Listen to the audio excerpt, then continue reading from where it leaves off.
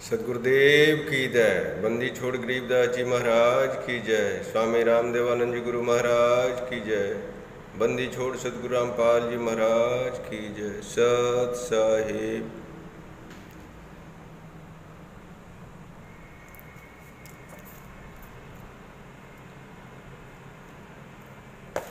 मेरा नाम राम प्रमोद कुमार, गोवा से। मेरा मोबाइल नंबर 7743915191 है। मैं भी ज्ञान अमृत खड़जंत्र का भी इस पुस्तक का प्रचार कर रहा हूँ, क्योंकि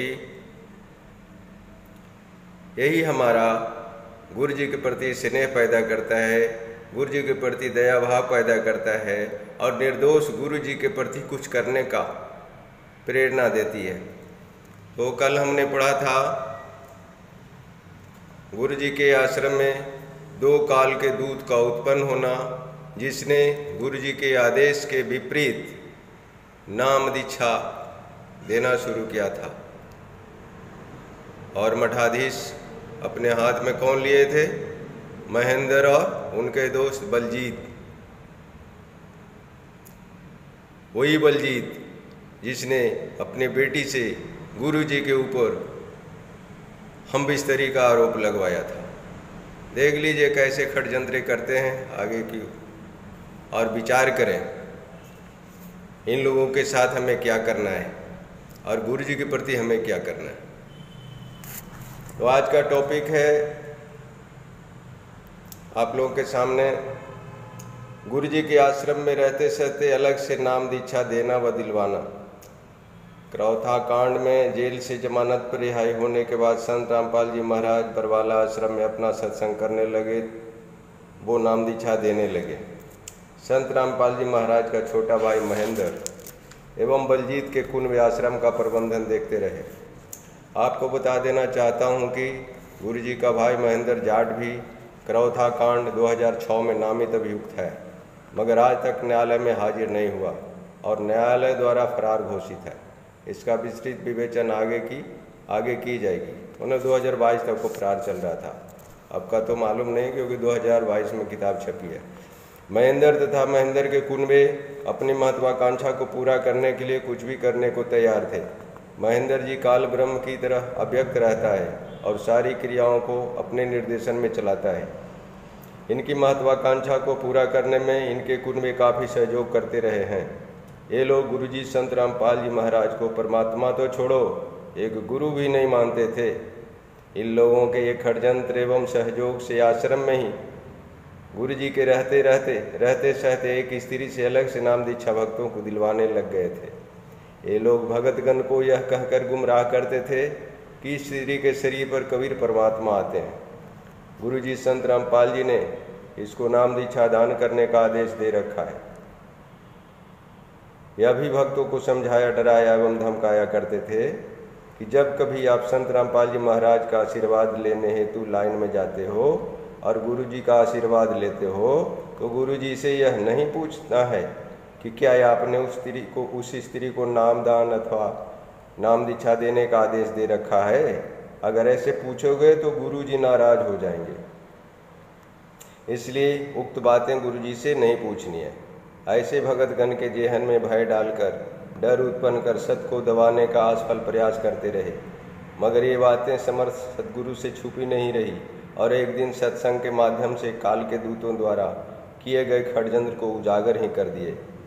नाम दीक्षा अलग से दान करने के संबंध में गुरुजी ने सत्संग में बताया है कि ऐसी ड्रामा करीब 10-11 दिन आश्रम में चले थे। 10-20 की संख्या में उस स्त्री से नाम दीक्षा लेकर अपना सब कुछ बर्बाद कर चुके थे। उनके नाम परमात्मा के अकाउंट से कट चुके थे। सत्संग के माध्यम से गुरुजी ने प्रबंधकों के षड्यंत्र को निष्फल किया। सत्संग में नाम दीक्षा दान करने वाली स्त्री को स्त्री नहीं कहकर उसे दुष्टा शब्द से अलंकृत किया है। भक्तों को उपदेश दिया है कि अपनी भक्ति नामक गर्भ को ऐसे बनाए रखना है जैसे कोई माता बेटी बहन को मुश्किल से गर्भ रहा हो, तो वह जैसे डर संभल कर रहती है कि कोई उल्टा सीधा व इधर उधर पैर नहीं पड़ जाए या ऐसा वैसा कोई खान पान नहीं खा लूँ जिससे गर्भ खराब हो जाए। सदा डरकर अपने गर्भ को बनाए रखती है, उसी तरह अपने भक्ति रूपी गर्भ को प्रफुल्लित करना है। ऐसे गुरुदेव जी ने सत्संग में अपने शिष्यों को उपदेश देते थे कि ऐसे भक्ति करना है। कबीर परमात्मा ने कितनी गहरी बात बताई है।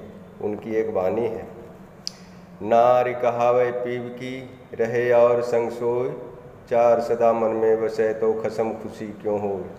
सदगुरुदेव जी ने स्पष्ट शब्दों में कहा है कि दुष्टा में कबीर परमात्मा आते तो भी मना करते कि नहीं, अपने गुरु जी को मानो, उनसे नाम दीक्षा व उपदेश लो, और दुष्ट आत्मा के पास जाते हो, मुझे तो बस गुरु जी कहें और आस्था दूसरे में रख लिया तो ये आन उपासना हो गई और आपका हर कुछ खराब नाश हो जाता है।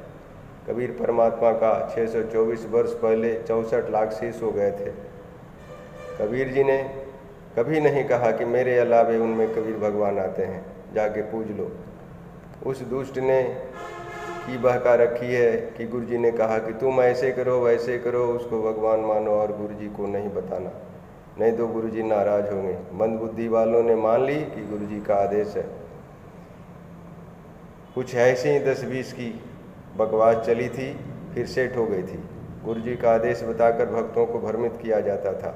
गुरु जी को आदेश और गुरु जी से पूछोगे कि क्या गुरु जी आपने ऐसा आदेश दिया है, तो क्या मैं नाराज हो जाऊंगा? नहीं, ऐसी कुछ संगति होती है जो बर्बाद करती है, और उन्हीं को बर्बाद करती है जो मंद बुद्धि के होते हैं। ज्ञानवान तुरंत सोच लेते हैं कि ये कोई बात हुई, इतने दिन हो गए, 15 साल हो गए, गुरु जी ने ऐसी कोई दोगली बात नहीं कही, तो दुष्टों ने ऐसी चाल चली कि गुरु जी का आदेश बता दिया। ऐसा ही आदेश उनके शिष्यों को मार करके बरवाला कांड में बताया था, झूठा। बेचारे 10-20 लोग उनके बताए क्रियाकर्म करने लगे तो हमारे परमात्मा के अकाउंट से पुण्य खत्म हो गए। उन्हें पता चला तो क्षमा याचना कर रहे हैं। बेचारे 10-20 खराब हुए थे, वो अब सेट हो गए। अब आप पुण्यात्माओं पाठकगण विचार करो कि आश्रम का प्रबंधन आपके हाथों में हो और आपके बिना सहमति एवं आज्ञा के कोई व्यक्ति गुरु जी के रहते सहते ऐसी क्रिया करने लगे, अर्थात नाम दीक्षा देने का कौन हिमाकत कर सकता है? किसकी हिम्मत ऐसी हो सकती है?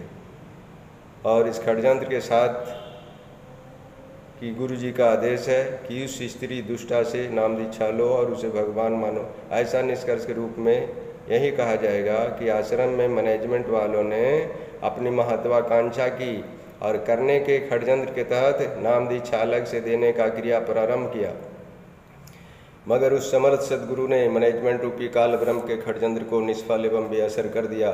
यदि कोई पाठकगण प्रमाण देखने चाहें तो वह गुरु जी का यह प्रवचन कहीं से उपलब्ध कर फिर मुझ लेखक के पास आकर देख सुन सकते हैं।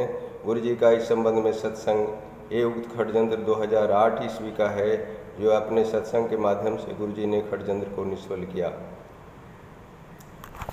ये कालदूत दोनों षड्यंत्रकारियों का टेलर था।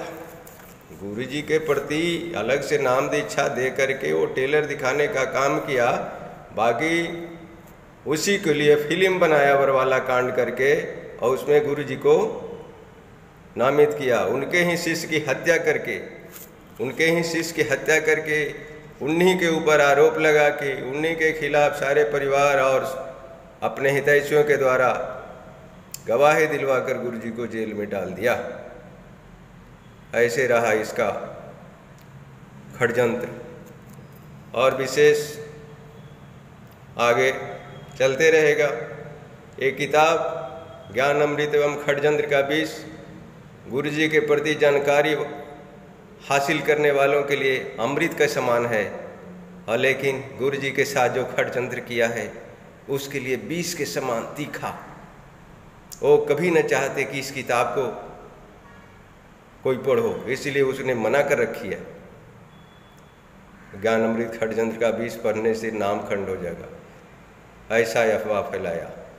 अरे सच्चाई को दबाने वालों, मैनेजमेंट वालों, कब तक तुम सच्चाई को दबाते रहोगे? सत्य की एक दिन जीत होगी। इन्हीं बचनों के साथ आप श्रोताओं और दर्शकों से मैं विदा लेता हूँ। कल आगे के विषय पर चर्चा करेंगे। सत साहेब जय बंदी छोड़ की। जंदी छोड़ सतगुरु महाराज की जय, सतगुरुदेव जी की जय, पूर्ण ब्रह्म कबीर साहेब की जय, सत साहेब।